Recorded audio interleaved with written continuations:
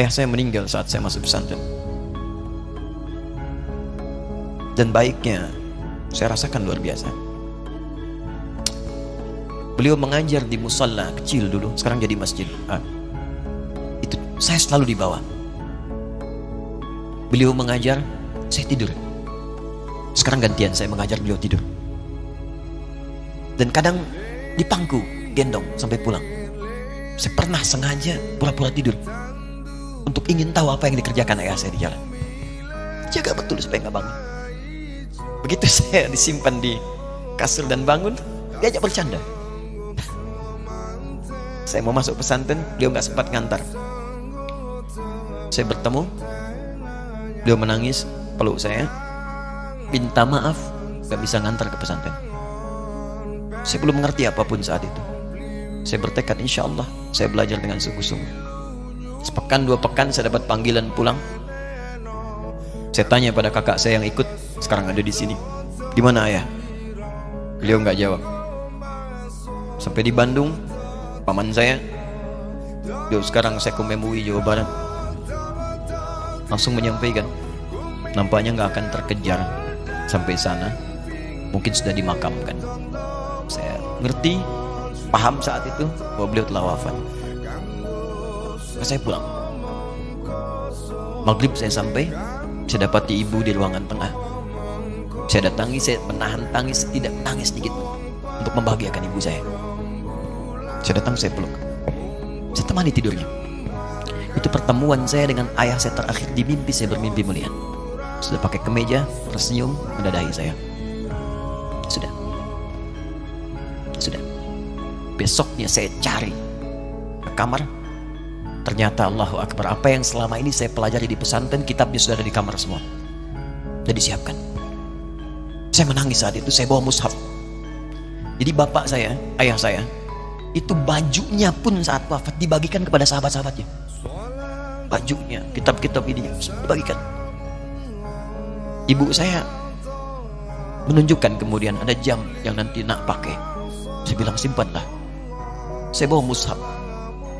Dengan mushaf itu saya duduk di ruangan tengah, saya menghadap kiblat dan saya mohon kepada Allah, ya Allah, saya tak punya kemampuan lagi membahagiakan ayah saya saat hidup di dunia, tapi mohon jadikan setiap huruf dalam Al-Quran ini, ya Allah, pahalanya mengalir untuk ayah saya. Begitu saya bacakan saat itu, tak bisa saya berhenti. Dan tiba-tiba langsung masuk ayatnya, artinya, posisinya, nomornya. Gak pernah berhenti, masuk. Saya bertekad ingin berbuat baik. Puncaknya saya sekolah. Ibu, ya Allah, saya ingin berbakti pada ibunda saya. Anda tahu apa yang terjadi? Demi Allah saya katakan, ketika Anda bersabar, ibu saya, Pak, itu krisis 97 Pak. Waktu krisis saya masuk pesantren, saya diberikan sempurna bekal seperti anak-anak lain. Rupanya ibu saya sudah tanya kepada santi-santi, orang tuanya, berapa bekal Anda kasihkan? Dikasih yang paling tinggi itu dikasihkan pada kami tiap bulan. Saya terima. 1 kali libur saya pulang dari jauh, ibu saya tersenyum melihat sedang jemur pakaian lihat saya. Begitu saya tiba, kaget saya. Ini kok pakaian ibu saya, pakaiannya nggak cocok dipakai gitu. Ini bukan pakaian ibu saya, kayak kain pel lah kalau sekarang. Saya masuk ke rumah, saya kejar, saya buka pakaiannya, lemarinya, saya nggak temukan sedikit pun. Saya kejar kakak saya, dia sudah siapkan makan. Kak perempuan kami yang kedua, mana pakaian ibu saya? Perhatikan jawabannya. Dia menangis saat itu. Dia bilang, mama itu telah menjual semua perhiasan dan pakaiannya untuk pendidikan kamu. Jual. Untuk kita katanya. Jual. Dan bertahan dengan 150.000 per bulan. Saat krisis. Sekali. Beliau mengajar. Di berangkat sekolah itu cuma makan pisang, minum kopi, makan nasinya malam. Saya bilang, ya Allah, saya akan ganti baju ibu saya dengan kain ihram dan saya gandeng tangannya di Masjidil Haram. Itu apa yang terjadi? Begitu saya kuliah di Libya, alhamdulillah, saya berangkat, saya mulai mengajar, saya serius belajar. Saat itu kemudian Allah mulai berikan jalan. Saya ingin sungguh-sungguh. Malam saya bangun, saya sholat, saya belajar, saya menghafal Quran, saya belajar riwayat Quran. Sampai puncaknya tiba. Saya ditugaskan pemerintah Indonesia saat itu untuk jadi petugas haji di Mekah. Saya telepon ibu saya. Saya bilang, Ma, saya insya Allah akan haji 2010. Saya telepon Februari saat itu. Saya dengar suara, terbayang wajahnya indah, senyuman, bahagia. Alhamdulillah, nak. Kapan berangkat? Tahun ini insya Allah. Saya bilang, dan saya tidak akan pernah berangkat kecuali mama pun akan berangkat. Terdengar nada pesimis tapi senyum. Dari mana katanya? Allah akan kasih, saya bilang. Saya sedang bekerja berusaha karena Allah. Mustahil Allah akan sia-siakan gitu. Berapa butuhnya? Porsinya 25 juta. Kapan harus ada? Bulan Juni. Ya, jadi dari Februari ke Juni itu. Ya, Juli bukan Juni, Juli. Ya, jadi saya masih ingat tuh bulan 7 5 bulan tuh. Saya ibu, Pak, nabung saya. Saya bilang, Ma, saya insya Allah akan haji 2010. Saya telepon Februari saat itu. Saya dengar suara, terbayang wajahnya indah, senyuman, bahagia. Alhamdulillah, nak. Kapan berangkat? Tahun ini insya Allah. Saya bilang, dan saya tidak akan pernah berangkat kecuali mama pun akan berangkat. Terdengar nada pesimis tapi senyum. Dari mana katanya? Allah akan kasih, saya bilang. Saya sedang bekerja berusaha karena Allah. Mustahil Allah akan sia-siakan gitu. Berapa butuhnya? Porsinya 25 juta. Kapan harus ada? Bulan Juni. Ya, jadi dari Februari ke Juni itu. Ya, Juli bukan Juni, Juli. Ya, jadi saya masih ingat tuh bulan 7 5 bulan tuh. Saya ibu, Pak, nabung saya. Saya beli tabungan, saya niatkan untuk ibu saya haji. Bulan Juli mesti setor 25 juta. Jadi semua tabungan masukin situ. Ada yang ngajar ngasih, masukin situ. Masukin semua. Tepat sepekan sebelum itu kemudian didaftarkan, saya buka tabungan.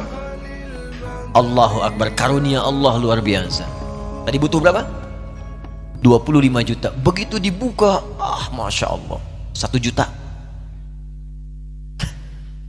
Karena beasiswa nggak banyak, 1 juta. Tapi 3 hari sebelum daftar, entah dari mana ibu-ibu pengajian di KBRI datang. Ustaz, ibu katanya mau haji juga ya? Ustaz mau haji ya? Ibu ikut ya? Sudah nggak usah dipikirin, nanti kami yang pikirkan semuanya. Tiba-tiba dikirim, bayar porsinya di sana, dapat koper paling besar. Bayangkan, tadinya kopernya belum datang, telepon lagi, nak, koper belum datang katanya. Saya bilang, Ma, tenang aja, apa hajinya nggak jelas ini? Tidak jelas, saya bilang, insya Allah. Ya, nah cuman beritanya berbeda. Begitu saya telepon lagi, Ma, gimana bisa? Nah, telah keluar pengumumannya. Kapan, Ma? 2013. Loh, kan saya haji 2010, nggak bisa, harus 2010. Lihat kalimat ibunda saya. Nah, jangan pernah mengambil hak orang lain. Allah kasih 2013, alhamdulillah. Saya bilang, Ma, kita tidak harus mengambil hak orang lain, tapi kita meminta kepada Allah yang memanggil kita. Boleh jadi Allah akan berikan tambahan kuota pada tahun ini. Doa lagi, minta, pulang ke masjid. Tiba-tiba ada sidang Oki di Istanbul saat itu, keputusan 1.000. Setiap ada 1.000 muslim, 1 kuotanya. Saat itu Indonesia dapat tambahan 22.000, termasuk ibu saya ada di situ. Ya, acara malam Al-Qadar 27 Ramadan, malam masih ingat betul. Saya jadi MC dengan rektor pada saat itu. Saya nggak pernah bawa handphone, tiba-tiba handphone itu saya bawa. Berbunyi kemudian telepon itu. Saya minta pada rektor izin, saya angkat dulu. Diperkenankan. Saya kemudian ke belakang masjid, saya angkat. Tiba-tiba saya dengar suara sudah menangis. Nah, katanya, kenapa, Ma? Alhamdulillah, Mama bisa haji. Ternyata kuota itu termasuk ibu saya. 5 bulan, Pak. Wena biasa. Nggak bayar tambahan, nggak ada macam-macam, bisa berangkat. Saya bilang, Ma, tenang aja, apa hajinya nggak jelas ini? Tidak jelas, saya bilang, insya Allah. Ya. Nah, cuman beritanya berbeda. Begitu saya telepon lagi, Ma, gimana bisa? Nah, telah keluar pengumumannya. Kapan, Ma? 2013. Loh, kan saya hajinya 2010, nggak bisa, harus 2010. Lihat kalimat ibunda saya. Nah, jangan pernah mengambil hak orang lain. Allah kasih 2013, alhamdulillah. Saya bilang, Ma, kita tidak harus mengambil hak orang lain, tapi kita meminta kepada Allah yang memanggil kita. Boleh jadi Allah akan berikan tambahan kuota pada tahun ini. Doa lagi, minta, pulang ke masjid. Tiba-tiba ada sidang Oki di Istanbul saat itu, keputusan 1.000. Setiap ada 1.000 muslim, 1 kuotanya. Saat itu Indonesia dapat tambahan 22.000, termasuk ibu saya ada di situ. Nah, saya balas di situ. Saya gandeng tangan yang kanan. Saya minta pada Allah, muliakan ibu saya, ya Allah, muliakan ibu saya, muliakan. berikan saya kesempatan membahagiakannya. Cuman yang kanan digandeng, yang kiri kosong, karena sudah tidak ada.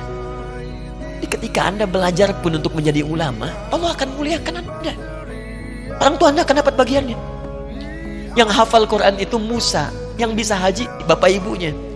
Kemarin saya jadi Amirul Hajj dari kedutaan Saudi berangkat, membawai 350 orang rombongan. Siapa yang saya bawa? Ahli Quran, yang hafal Quran anak-anaknya. Ahmad Kamil, yang haji pengajarnya, murabbinya, ibunya, temannya, banyak yang berangkat. Jangan lupa like, comment, and subscribe.